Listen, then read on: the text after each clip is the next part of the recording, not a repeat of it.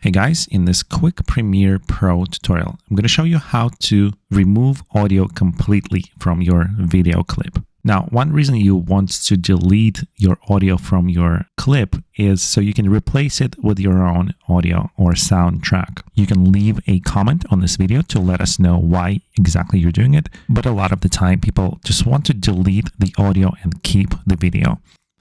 So here I have a simple video, and if I play it, you'll hear this background sound.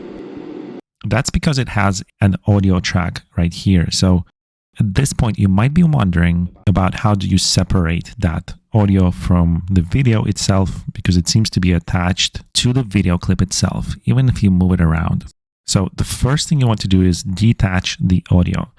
And in order to do that, right click on the clip and go to unlink. Okay, so once the video is unlinked from the audio, you can drag them separately.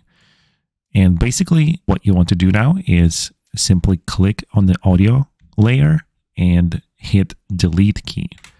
Now you can play the video without the sound.